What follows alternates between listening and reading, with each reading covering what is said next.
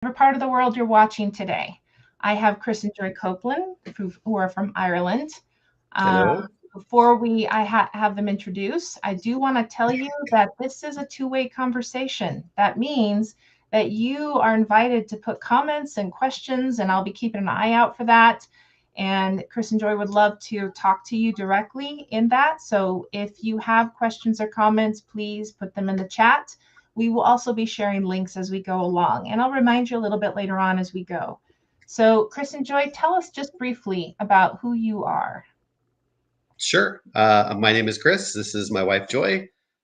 We have three sons.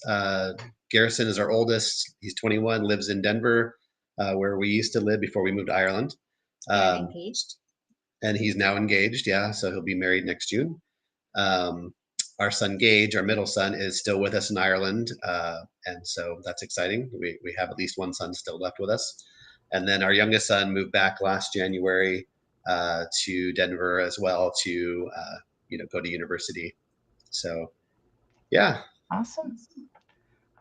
So just a kind of a fun question. So in America, we have a bunch of these Irish restaurants, different variations. So have you eaten at an Irish restaurant in America? And if so, what is the difference between Irish food in America and eating in Ireland? Culturally, food-wise, whatever. Yeah, I'll start us off. There are some differences. I mean, like pubs in Ireland would have fish and chips just like they would here, things like that, and they taste pretty similar. There's not a lot of difference. But like American Irish restaurants or pubs would have some things that I've not yet found in Ireland, like Irish nachos or like things like that, like just things that they come up with and put the term Irish on that like I've never found in Ireland. But I would say the biggest difference is like how you're served, because in Ireland, like, okay, in America, you sit down and within a minute, someone asks you if you need a drink. And then within another few minutes, they've taken your order. And then with another few minutes, they've asked you if you need anything else. In Ireland, it would look like their customer service is lacking, but that's actually not the case. It's that they want you to enjoy your experience. So they don't want to bug you too much. So like it's once they've taken your order and given you your food, you won't really see your waiter or waitress again, because they want you to enjoy your meal and your conversation. So they don't have free refills on sodas. So yeah. if you you have to pay. So they don't just bring you a soda, you have to pay for it. And it's like this big. It's tiny. Anyway, yeah. So that's another big difference is the sodas are very much smaller in Ireland than they are here, and you don't get refills. And a lot less ice. They maybe give you two cubes of ice. So the first thing I did when we came back on home assignment in Boston Airport was I went to Dunkin' Donuts, and I got the largest iced tea that you could get, and I said, fill that thing up to the top with ice, please. So I love ice, but they just don't give you a lot of ice. Yep. See that I think that kind of service though would be the introvert's paradise, where no one bothers you for quite some time. Yeah. It's sometimes frustrating when you're like, oh, I just need some mayo for my sandwich, and you can't find anyone to give you mayo, and so you're just like, oh, forget it, I'll just eat it. But other times it's really nice, or you can just because this is the other thing too. In America, they expect you in and out within an hour usually, so you can free up the table. In Ireland, they would expect you'd be there for 3 or 4 hours. I've heard that about European countries is where your dinners and the relationships that you're gathering around the table and you're eating slowly, you're taking a long time to eat. Yeah. On some ends, that's actually good. On other times, well, I don't know, but yeah. So, let's go dig a little bit in the past. So, how did you two become believers? I didn't grow up in a Christian home, but my older sister, she's about 11 months older than I am.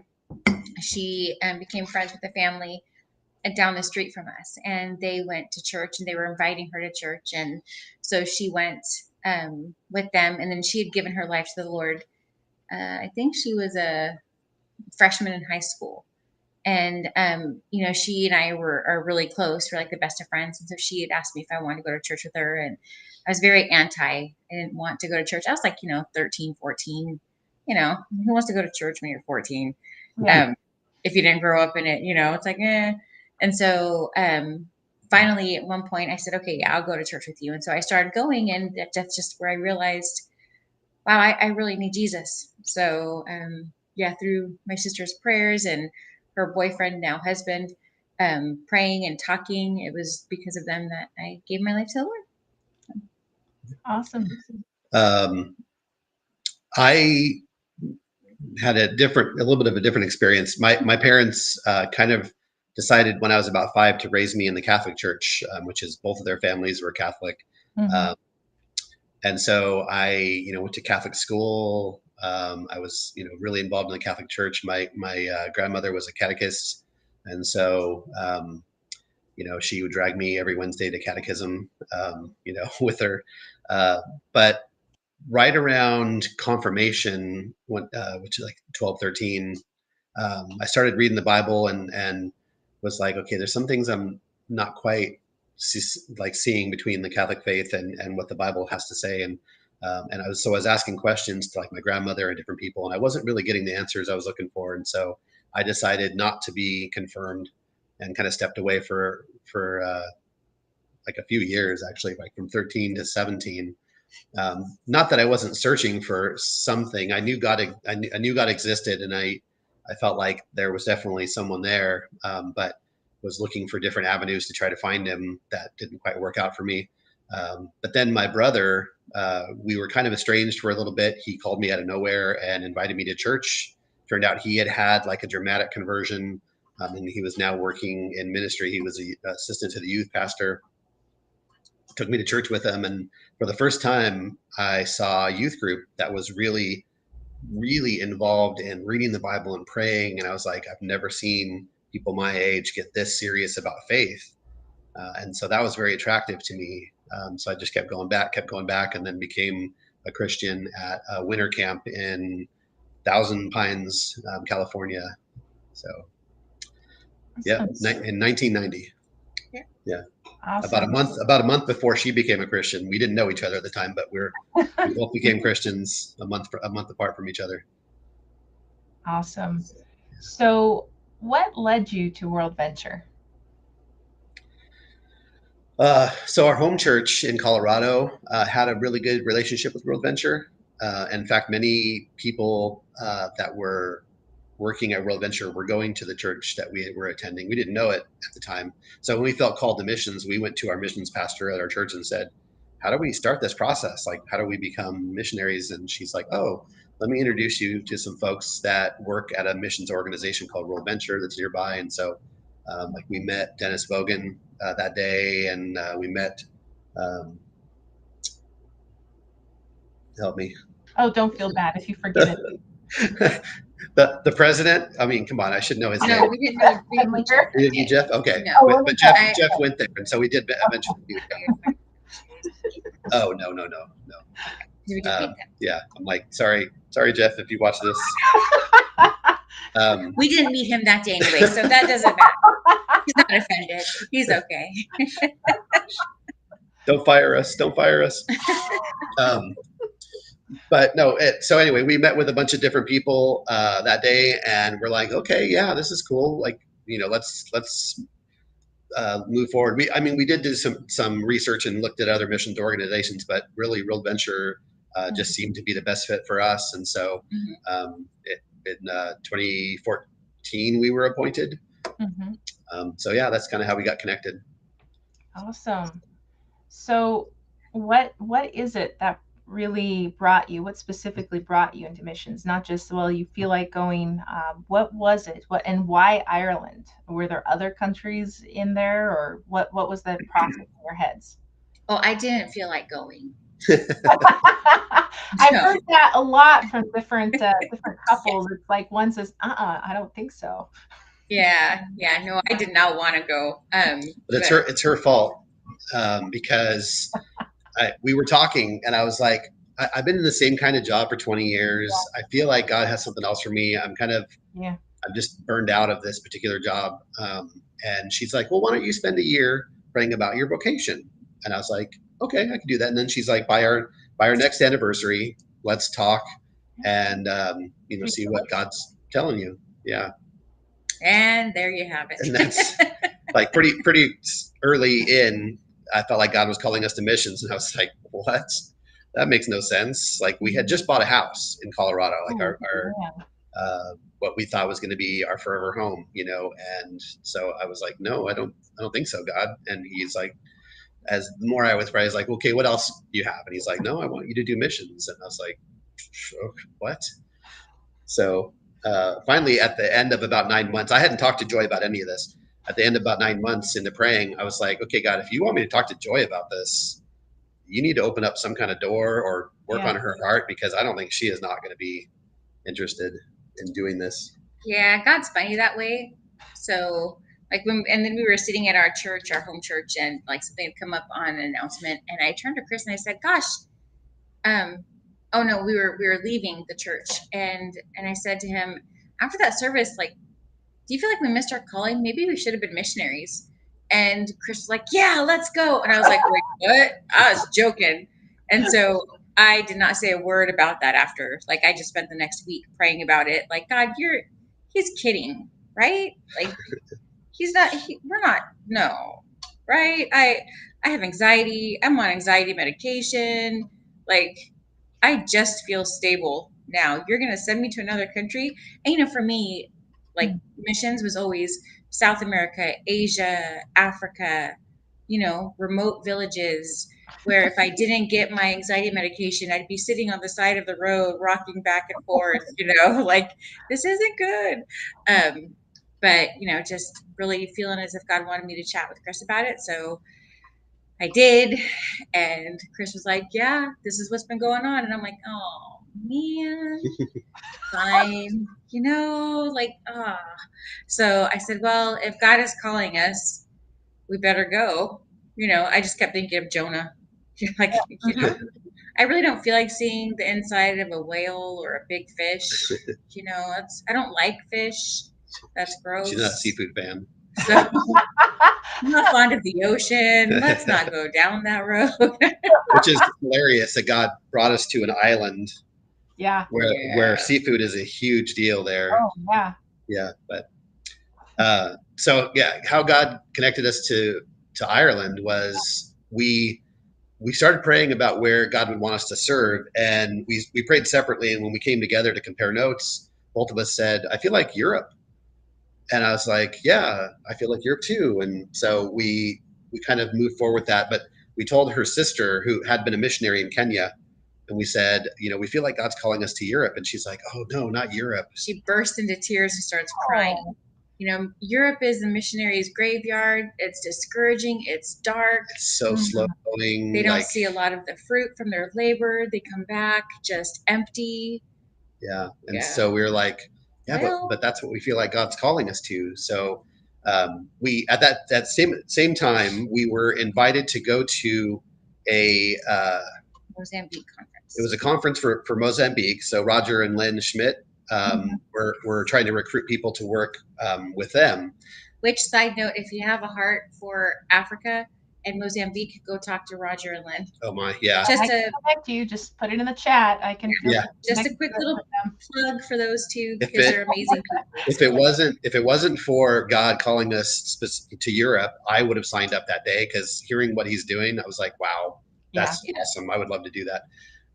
But while we were at this retreat, her sister said, okay, if you feel like Europe is where you're supposed to go, then pray that at least 3 different conversations would confirm that it is Europe, and maybe specifically where you should serve.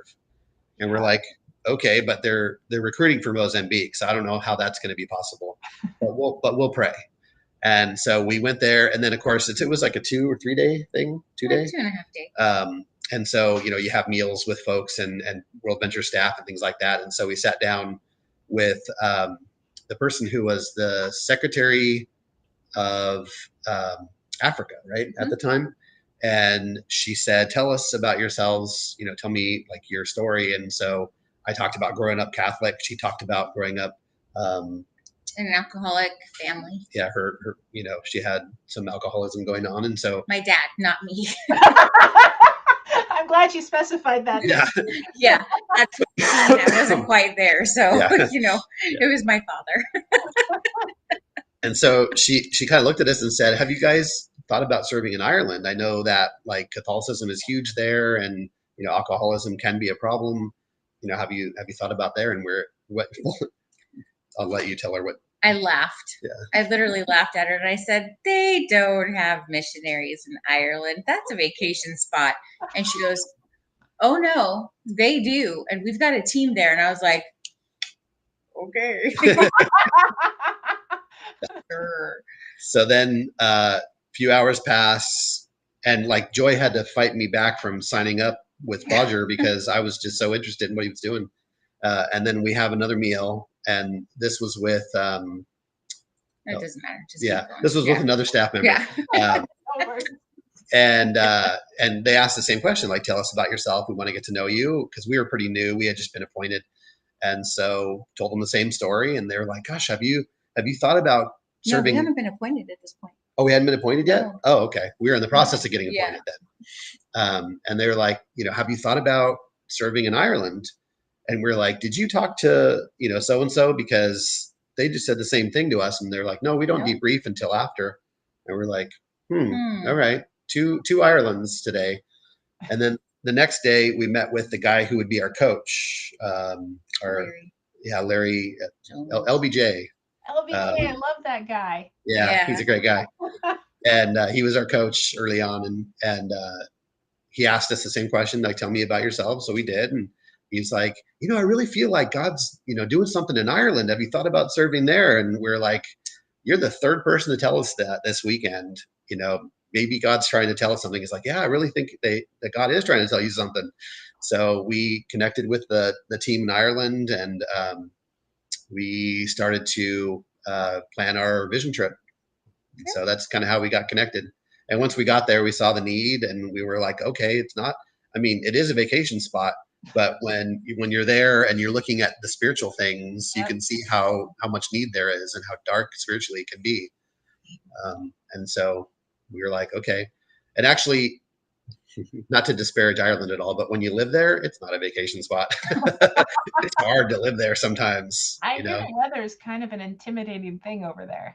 It can be, yeah. People do suffer from the what's that?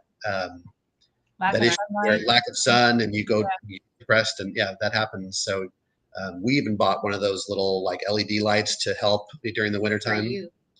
For me, for the first year, I needed it badly. I love the weather. It's lovely. It's great. I love the rain. I love the dark. I love the cold. Bring it on. Yeah. It's so good. We both like rain. And I definitely, now being in California and Colorado, and like today's gonna be 92, like I'm melting inside, So I can't wait to go back to the 60s and 70s of Ireland. If you were to, have you guys ever been to Chicago? I have, yeah. So is it similar to Chicago in the weather? I don't know. I haven't been in Chicago for long periods of time, so it's hard to know. But there's definitely, like, it rains almost all year long. And it's so, I think the thing I was so surprised about it was how dark it can get during the winter. Like how lack of daylight hours, like sun rising at 9 and setting at 4 p.m., and I was like, wow, it's dark fast here. And then the summertime, like sun rises at 4 a.m. and doesn't set till 11:30 p.m. So it's just long summer days in the summer, but really, really short, dark winter days. So on that note, when you started in Ireland, how difficult was it to become part of the community? One word, COVID. Yeah, we got to Ireland July. You guys started when that thing happened. Yeah, July 2020. So first 10 days we were in COVID quarantine in our house, and we couldn't leave. That's right. Couldn't leave our driveway. Yeah, forgotten about that. And then. So it was rough. Yeah. Then lockdowns of various sorts, and not being able to drive more than 5K from our house during various times of the first year and a half. So community was difficult. that was really difficult. That was depressing for me as an introvert or as an extrovert, wanting to like just form relationships and talk to people, and we just couldn't, because we couldn't get together, and there was so much, stigma of getting too close to people, and so. But we found loopholes. We found some ways to get to know people, our neighbors especially. We ended up like chatting with our neighbors through from our driveway to their driveway because we were pretty close, and we started having tea and biscuits over our shared wall. Even in the winter, Even in the winter, would bundle up, and if it wasn't raining, we would take our little tray out and tea, coffee, biscuits, and just have a chat. Yeah. In like darkness. It was fun. And so that was medicine to my soul to be able to just, form relationships. But, awesome. How about after COVID? How was it getting through into the community? After COVID, I felt like, maybe you might have a different answer, but I felt like it was a lot easier. I think everyone was so starved for human contact, and that everyone just kind of like came together. And for us, the restrictions kind of ended overnight, because when the Ukrainian war happened and they invited a bunch of Ukrainians into Ireland, the government couldn't figure out how to keep the restrictions and yet invite 60,000 Ukrainians in. So they, or 40,000, whatever it was. And so they basically just shut off restrictions almost overnight. So it was like, whoa, okay, so we can do whatever we want now. Like, there was still a lot of mask wearing and hand sanitizer and things like that, but like we were suddenly able to do full church, and we were able to meet with people and have people in our home, and so that made things a lot easier. Awesome. Yeah. So tell us a little bit, let us get to know Ireland a bit. What is going on to lead them away from a belief in Jesus, and what are the obstacles for the Irish to believe? Yeah. You want me to take this one? Yeah. Okay.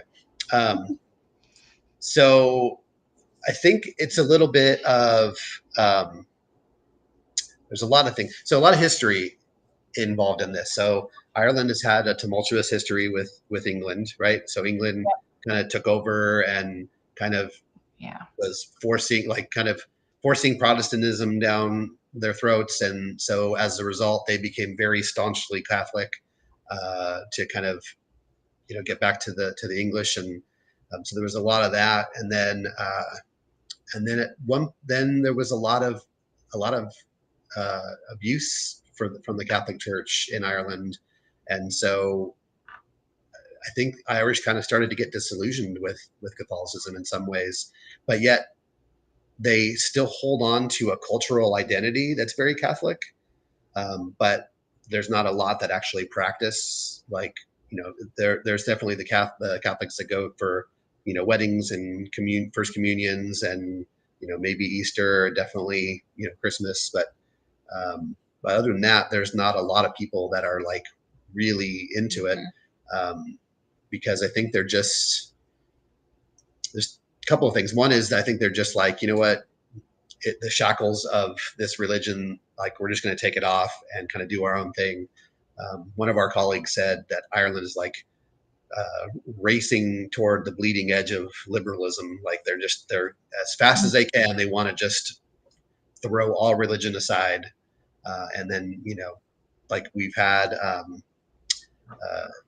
gay marriage is legal now, abortion's legal now, and this is all within the last, 10 years that this has happened. So, Ireland is just moving away from religion in general, and the new generations aren't being raised in the church. They don't really know anything about it. Nothing. Yeah, we actually had one young man ask us, in all sincerity, how many times did Jesus have to die for my sins? And we're like, oh, that's a question I've never heard before. And he went to Catholic school, because every school, most of the schools in Ireland are Catholic based. And so, but he didn't know the answer to that. And we were like, oh. So, we told him once, we answered his question, but it was a shock, I think, for me, because I thought, well, that's pretty basic. And from a Catholic country, you would think that they would say that to them. Yeah. So, yeah. Our boys' graduation from secondary school or high school, as they would say here, was a Catholic mass / graduation. And basically the priest came in and did like a little homily, like a little sermonette, and never once mentioned God or Jesus. He talked about Greek gods. Wow. And like things that you can take from the specific Greek god that he was talking about, like things that you could apply to your life and how to pursue the future. And I was like, what is happening? Like, what is he talking about? Like that was just so strange to me. So, I mean, that kind of tells you where they're at. Yeah, that's not a surprise. I've actually heard different stories from different countries of basically bringing on some paganism into Christian belief. So that's not surprising to me. Yeah. So last year we published an article called "Finding Faith by Fighting Dragons," and it was basically, for those of you who are watching, I'm putting the link in the chat right now, so you can have reference to it. But basically what it is they have this role-playing game. In fact, I'm going to let Chris and Joy kind of explain it, but it's a role-playing game to where they're using a very creative method to bring Christ to the youth. So go ahead. Well, so first I want to say this is not our thing. Our son started it. And so our sons came to us and said, we want to play Dungeons and Dragons with our friends, but here's what we're thinking is that we could tweak the stories, since we're going to be making up stories where there's like religious overtones and where there's like a Messiah type figure, or moral choices are being made, things like that. He said, we want to see if we can facilitate discussion. And we're like, that would be awesome. We'd love to support you in that. So they did. And then so what we decided to do, which, because we didn't have a lot to do with the actual game, is just to love these young men and one lady who would come to our house, and we'd make dinner for them. We would kind of get to know them. We'd pray for them, just kind of making it a safe space for them to be, and these kids, there was language, there was inappropriate T-shirts, there was off-color jokes and things that were happening at our table, but we were like, we're gonna love them. We're gonna love them as they are, as if like Jesus was here. How would he love them? And so pretty soon, and actually I wanted to tell you too, like their idea to make these religious overtones in the story actually worked. And so at one point, one of the young men was talking about, so he served a God in the story, and he's like, Gavin, what is, like, aside from the game, what does prayer look like to you? Like, how do you talk to God, and how does God talk to you? And so Gage and Gavin got to answer them, and then, like, I think when we came down, they asked us the same question, like, how does prayer work for you guys? And so we were able to have conversation. So stuff like that was happening. And then pretty soon they're just like hanging out at our house, even outside of playing games. And, we would make dinner for them. They would hang out at our house when our boys weren't even there. Last summer, our boys came back to the States, and they still came over for dinner and hung out and chatted with us, and so we've given a couple of them a Bible. We've had some great conversations. We've had many of them come to church with us, at least once, maybe a couple of times. And then I'll let you talk about Alex, because that was the main thing that happened kind of out of all of this. Yeah. Yes. Alex was the one who was very much, he was, making fun of the boys and their faith, and, not quite getting the reason for it. So we thought, yeah, okay, he's going to be a tough nut to crack, but God is bigger than Alex. And so, we'll just keep praying for him. Well, when the war in Ukraine happened, we did get a lot of Ukrainians, and Chris was preaching one day, and there was a gentleman sitting in the congregation. He was just like nodding his head and just seemed really intent on the story, or on the message. And Chris was like, yes, okay, this is cool. It's always encouraging to hear see somebody getting excited about what you're saying. And so afterwards, Chris tried to talk to him and found out he didn't speak a word of English. And so that was just kind of funny. Like, oh, okay. Well, then we started talking with some of our colleagues, our teammates, and we were like, hey, can we get a translator? And they said, well, go talk to one of the elders. And so we said, okay. So we were talking to the elder, and he said, Joy, if you guys do the research, find out how much it costs, we can see if we can afford a translator. And I was like, great. Okay. So, I get into the car with the kids, with Gage and Gavin and Chris after. And I said, hey guys, do you know anybody who speaks Russian? And they said, well, yeah, Alex does. And we were like, oh, okay, well, will you ask him if he's interested in translating for the church? And so they pulled out their phone, and on the drive home, they texted Alex, and he said, sure. And he gave a price. It was really low. And so we said, great, we'll pick you up next Sunday. Don't tell Alex that. Yeah, it's low. Oops. Yeah. Like, okay. So the next Sunday we went and picked him up for church, and he met with Igor and was translating the sermon. And about halfway through, Igor said to him, do you understand what you're saying here? And he said, well, no, not really. And he said, well, do you understand the difference between a Christian and a non-Christian? And Alex said, nope.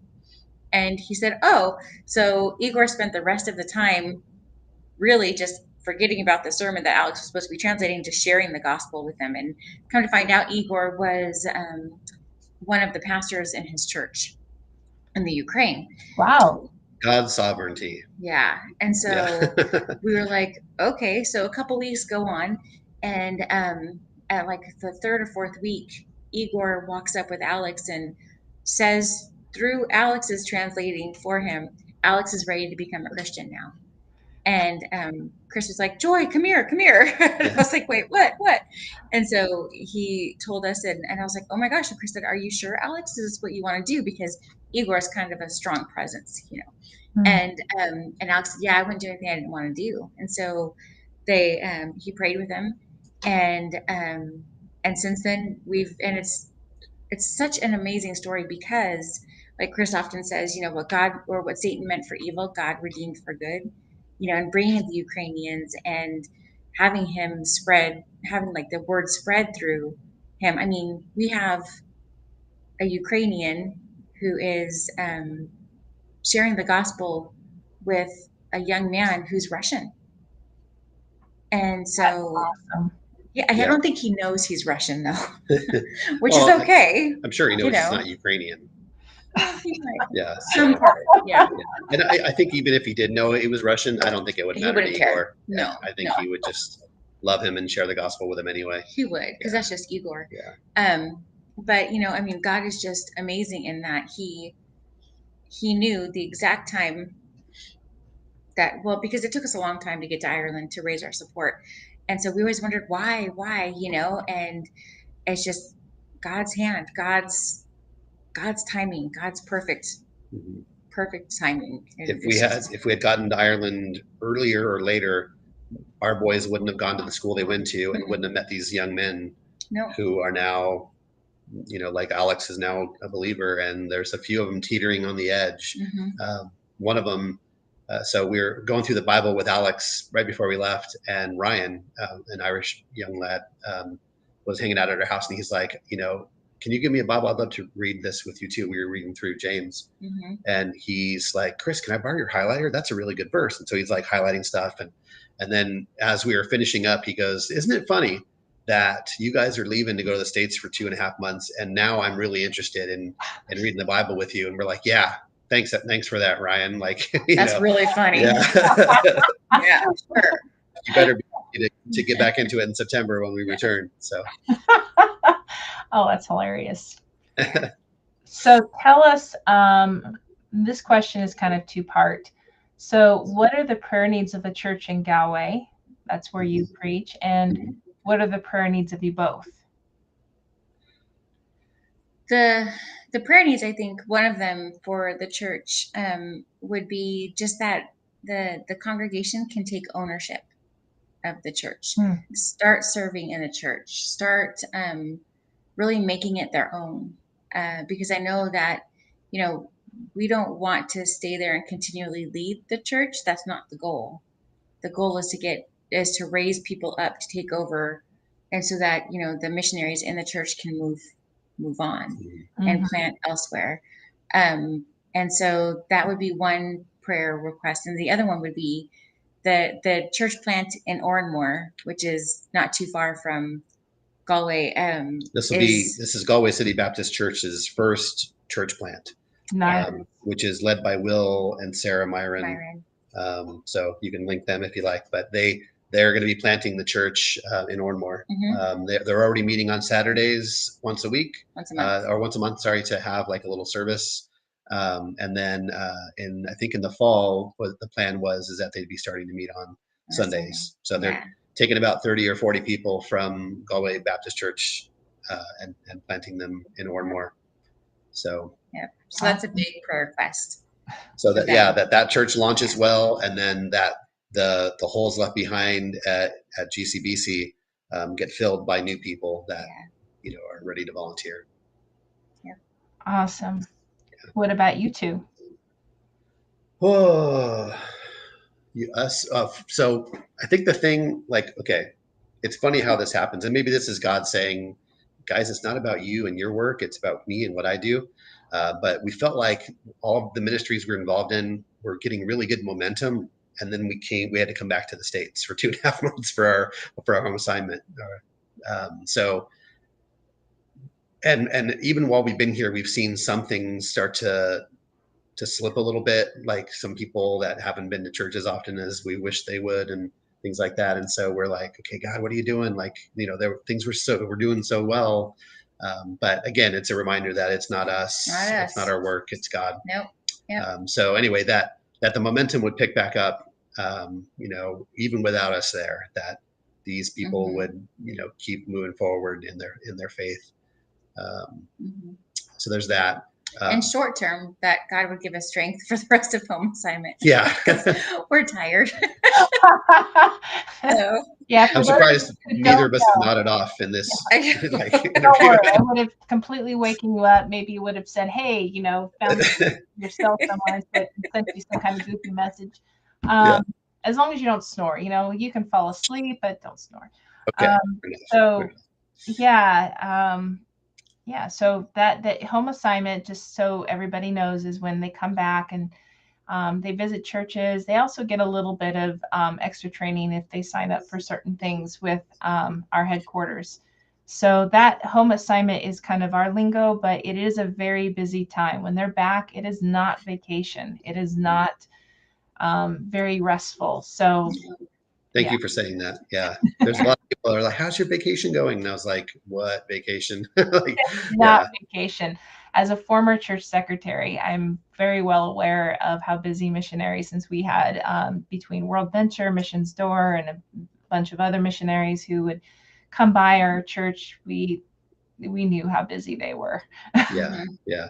This last Sunday, we preached. They have two services. So we both shared our presentation, and then I preached a message during the service. So we got there at like 6:30. No, we left at 6:30 in the morning.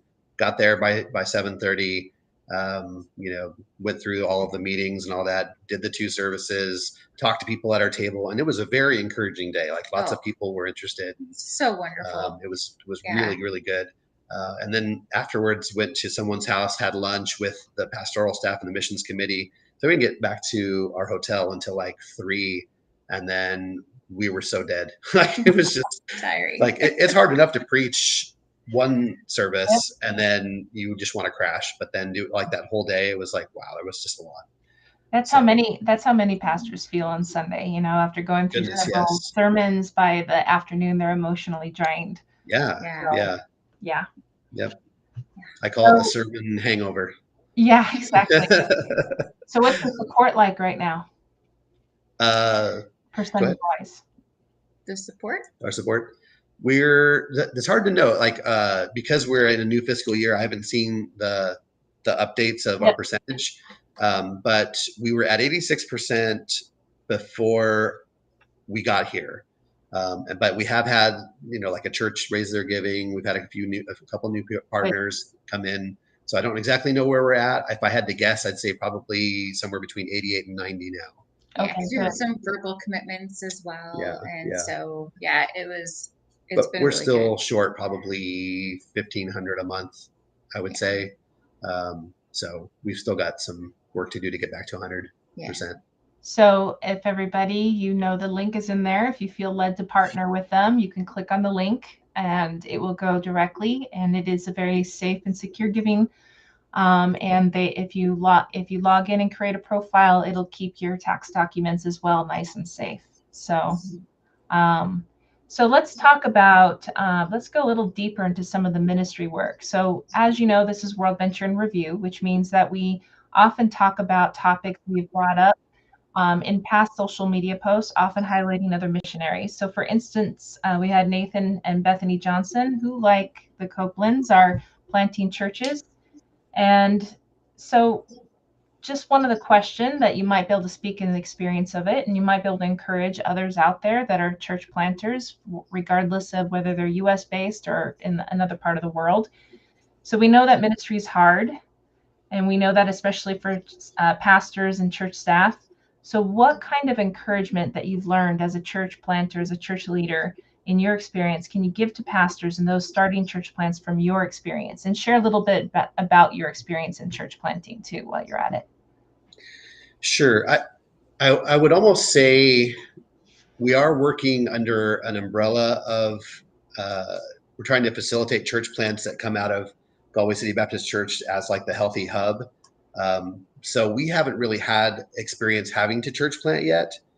We're just kind of keeping Galway City Baptist Church as the healthy hub and helping run that church so that we can, like help like Will and Sarah, who are now planning a church. And the idea is that we'd send others as well. So like all of our energy is basically just trying to train up leaders in our church. So, we like, when I'm not preaching, I'm leading worship full time. And so trying to train people to volunteer and to be worship leaders and things like that. There weren't a lot of people that could play guitar at our church. And then some people came up to me and said they were interested in learning. And so I said, great, I'll give you guitar lessons. And so starting to do guitar lessons in the hopes that they'll join the worship team. And then eventually they'd be somebody else that could lead, worship, not only at our church, but maybe at a church plant down the line. So we're doing a lot of that kind of stuff. As far as like watching Will Myron's experience with planting the church, I could see, like, because the process is slow, and maybe some of it is a nuance of Ireland, it can be very discouraging. It can be very difficult for, like, I know Will has said a few times, and I don't want to speak too much for him, but he said, like, man, I feel like things should be moving faster, and I don't know, like, I don't feel like I'm doing enough, but it just takes time to build those relationships, and it takes time to find those places where you can meet, and to find people who are willing to be a part of it. So keep on keeping on. You keep on keeping on, because it does eventually. I mean, they've been there for 3 years. They were there about a month before we got there, and so now they're finally, starting the church. They're finally planting now. So 3 years seems like a long time in the grand scheme of things, but for God, it's nothing. Exactly. And so and then I would say another thing that we feel is making sure you take that self-care time. It's so easy when you're in ministry and you're living in another culture to just be busy, busy, busy. And then you realize you're trying to pour from an empty cup and you can't. And so, taking the time, Joy loves to read. So her downtime is, cuddle up with a book, or watching Survivor. Survivor. Or Amazing Race. Yeah. I mean, sometimes you got to live vicariously through other people. Yeah. Because there's no way I can do that. Great. I feel the same way about the mountain climbing movies I watch. There's no way that I could do rock climbing, but hey, I'll live right through you. Yeah. And I think too, one thing that I would encourage global workers in general, or even like, people planning churches in the States, anybody in ministry, it's okay to not be okay. Yeah. It's okay. You're going to have your moments where you're not okay. Mm-hmm. You're going to go through, like, you could go through depression, anxiety, overly stressed. It's okay. Mm-hmm. It's okay. So just make sure that you keep spending time with the Lord, get the help that you need, take self-care time. It's okay to not be okay. You're not going to be wonderful 24/7. It's not going to happen. Yeah. So I mean, I'll be honest, with COVID and all the stuff that happened with that, and then moving cultures and trying to assimilate, man, I even had to start going to counseling to help with the process. And so, and like there's nothing wrong with seeing a counselor if you need it. And we're seeing a great a counselor that it works with WorldVenture, and she's in Belgium, and she's been amazing. And so, yeah, it's been really good to take that time and to really kind of help yourself through those difficult seasons, Yeah, WorldVenture does have a good, what we call paraclete or counseling section, because we believe very deeply about member care. So, which we appreciate because we've used it several times. But it takes, especially for you, Joy, it takes the fact that you went in spite of the fact you have anxiety, you struggle with it. But you felt the calling so strong that you chose to do it anyway. Yeah. And you faced what could be an uncertainty, but WorldVenture has you. We're surrounding you, we're loving you, and you're not alone. Yeah. And no ministry leader is alone. Absolutely. They're alone, then there's different questions to ask. Yes, absolutely. So, on another topic or similar topic, Chelsea Johnson in Spain recently experienced a community in the community center in Spain, a couple who has just been baptized. And that has been a long time in coming because of the difficulty associated with belief systems. So I'd like you, knowing that you guys do all sorts of discipleship in the church, from preaching to everything else, explain the process of discipleship and how you disciple people. And when you think back and what you observed of people coming to know Christ, how long is a typical investment time? So I think the way we see it is, and because we know things go so slowly in Ireland, is that we're willing to go the long haul with these folks that need discipleship. Some of them, like, I'll talk about Ina, if you don't mind, because I feel like that's like an example. So Ina is an Irish lad that Alex had asked or had brought to church. We picked up Alex and Ina and brought him to church. And Ina had never been in an evangelical church before. Was really surprised that you can open up the Bible and actually hold the pastor accountable to what he's preaching. Because if it says something different in the Bible, then he's like, wait a minute, So he was really impressed with that. And he came to church twice, and we were really excited about it, and oh, this is great. And then he went on holiday with his family and said that he wasn't able to go. And then the next week his grandfather passed. And so, Alex and I reached out to him and said, hey, if you need anything, let us know. And then Ana the next week had said, he had texted Alex, and then he also texted me. And he said, hey, I just want to let you know that I'm going to step back from religion right now. I'm still, everything's so new, and I'm still trying to figure my own stuff out. And this was after we had asked if he wanted a Bible, and he said yes. And so we hadn't had the opportunity to give it to him yet. And so I said, I completely understand, Ana, we'll be praying for you. Can we still give you the Bible? And he said, no, you go ahead and hold on to it. If I want one, I'll go ahead and buy my own. And Chris and I are like, nope. So it's sitting on our mantle so that every time we see it, we can be praying for Ana. And right. Just that, God would keep drawing him closer and closer, and that would open his heart more to himself, because, and so in that instance, us trying to disciple Ana and becoming a believer, like that's not going to stop until the day he gives his life to Christ. We are committed. This kid is going to get there, one way or another. I mean, Alex is like spending tons of time with him too still. And so, and even Ryan, one of the D&D lads, like early on, he asked for a Bible and we bought him one. And he's asked questions. He's gone over not 3 years, about 2 years. We've been investing and discipling and answering his questions and things like that. And like, he's just teetering on the edge, but he's just not there yet. And we're like, we're not giving up on you, man. We're gonna keep loving you, and we're gonna keep, sharing with you as much as we can. Yeah. I mean, and in Chelsea's situation, we've only, in the 3 years we've been in Ireland, we've seen, Alex is the only one we've seen come to faith. But we heard at one of our sister churches in Furbo, somebody who came to faith and was baptized. And so in 3 years, that's it. That's all we've heard of. And so like we said, it's very slow going. So just keep on, however long discipleship takes, until God puts it on your heart to move on, keep going. Yeah, definitely.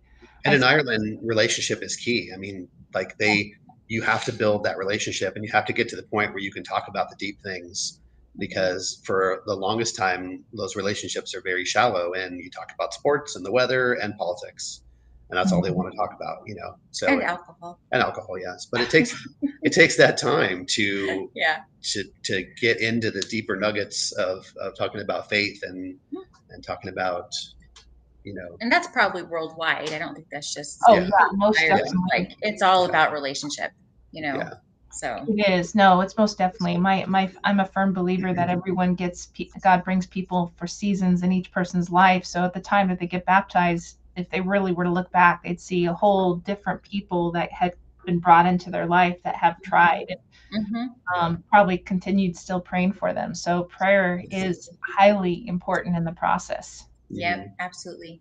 Yeah. So we recently had in Senegal a kind of a community class called Formation Lewis that teaches the Bible. So, and what was notable about it was a quote from one of the attendees. Before, they'd just been attending church together. They just kind of knew each other in church. But after they attended a study like this for several weeks, they now acknowledge that they were deeper friends. So tell us about any Bible studies you've done and how that it has helped to bring people closer to the church community, as well as God. I mean, that's most important. But still, there is that element of bringing people together in a much deeper level than just the surface. I would say our biggest one was our marriage study. I can talk about that. You can talk about it on Monday nights. Sure. Yeah. So our marriage study, I think, was the big one for us because, we were seeing marriages in the Christian community, especially, just crumble, and some in Ireland, some in the States, of acquaintances and friends, and it's just all of a sudden Satan is attacking marriages, and we're like, okay, well, let's do something to prevent that, And so we prayed about it and just really felt like, we should open up our home for a marriage study. And, these people who came into the study, I knew from church. Our church isn't huge, so you know who they are.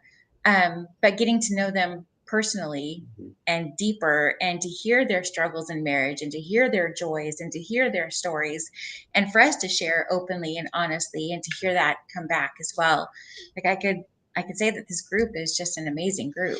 And so, I would say that you do become a community when you have that common bond, first of all, of Christ, and then also that common bond of marriage and wanting to protect your marriage against Satan's darts, and knowing that you're in the same boat. Like, not all marriages are perfect. Sometimes we get angry at each other. Sometimes we bicker. Things like that happen, and to just go like, oh, you do that too. Oh, we're on this. We're all feeling the same thing. We thought it was just us. So it's so good to just kind of And they went from like being married to 3 years, 5 years, 12 years to 20 plus years. And so we have this huge range, which is great because it also helps us, like us people who've been married longer go back and go, oh gosh, those were such fun days, and kind of that it could reignite something within us as well for each other. And also they could look at those who've been married longer and go, oh gosh, okay, those are some things to avoid, or yes, that's what we want to implement in our marriage, or so just some really good community, good bonding. Yeah. So and then now your turn. And then, so yeah, my son came to me, Gage, in January, and he maybe even before December, and he said, Dad, I think I want to start a ministry here. And I was like, okay, tell me what you're thinking. And he said, okay, remember when I was a kid, we went to this church in Colorado and they did this thing called Modern Day Nights. I was like, yes, and it was basically like 7 to 12-year-old boys learning how to be men of God and studying the Bible together, and like opportunities for dads and sons to bond, and or sons and like father figures in their life to bond. So sometimes it was grandfathers or uncles or whatever if the dad wasn't around. And so he's like, I want to do something like that here. And we're like, that's great. And I told him, like, you lead it. I'll help you. I'll be your assistant, but I want you to be the leader. And he's like, okay. So every week I'm up with a plan, a lesson plan, a Bible, like for you to go to get, with it, and comes up with a couple games that we do and like an object lesson, things like that. And we started in January. We had 6 kids start. And by the time we finished in June for the summer, we had 11. And so these kids started to invite their friends from school and things like that. So we have even kids that don't even go to our church, but that are going now, because Thomas and his mom are now coming. Yeah. But anyway, and they're going to be part of the church plant because they live in Oranmore. So that's perfect. So it's bringing the kids closer together, because now it's not just like Sunday school or something, but now it's midweek, and it's the boys, and we all have this passion of learning about Jesus and how to be godly young men in today's culture. Gage told all the young lads in this group, he's like, you guys should be serving in the church. So what would happen before, it's all the kids, as soon as church was over, all the kids would go outside, grab a ball, and they'd play in the parking lot, soccer or whatever. And Gage's like, you guys should be serving in the church. And he's like, so I'm going to challenge you this week. We have to put away all of our stuff. We meet in a gymnasium of a school. He's like, I want you guys to stack the chairs this week.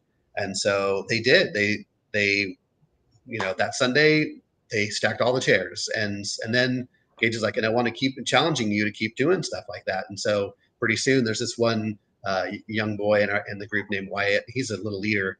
And he's like, Chris, I'm going to help you tear down all of the music stuff too. And so he started doing that. And then he started not yelling, like recruiting other boys that are just standing around or playing. And he's like, get over here and help me do this. Like, you guys should be serving. So it's just amazing to watch the growth in these young guys.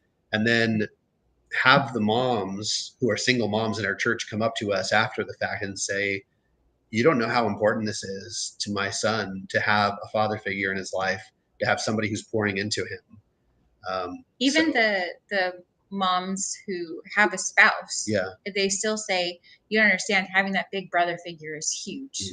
It's huge for them. Place to belong is very, very important in any culture. Yes, absolutely. So that's one of the many things we do. But awesome. That one was started by Gage, our son. That just helps bring the younger kids closer together in their own community. So. And you're leading by example. Modern Day Nights. You are mentoring your son through it. Yeah. And our son's he's coming back he's going to meet us here in a couple of weeks in Colorado, and he's going to meet with the pastor who led Modern Day Nights to get kind of chat and get some ideas about what he can do better and how we can improve. And I was like, that's so cool. That is cool. So we are about ready to wrap up our time with the Copelands. I've seen some of you online. Do you have any questions for them? Do you have any comments? Now's the time to put it in the chat. Otherwise, we will go ahead and wrap up. If you have questions and you're seeing this as not live anymore, you can still put the questions in the comments, and I will make sure the Copelands get them so that they can answer, or we'll answer on their behalf. So thank you everyone for joining us. Chris and Joy, stay on for afterwards. Thank you for everyone for joining us. I just want to remind you they're about 88 to 90% support right now. So if you feel led to support them, the link is in the chat. Go ahead and click on it. They have an updated ministry profile that you can look at and read. And the article that we talked about, Finding Faith by Fighting Dragons, is also in there as well. So thank you everyone for joining us. And we will see you at the next time we go live, which we will put an announcement online when we have more information. But at the end of July, we do have the Dodds from Taiwan. And we also have the founder from Joshua Project who will have a special interview during that time. So I would encourage you to look at our events and join us then as well. So thank you, everyone. Thank you. Thanks for having us.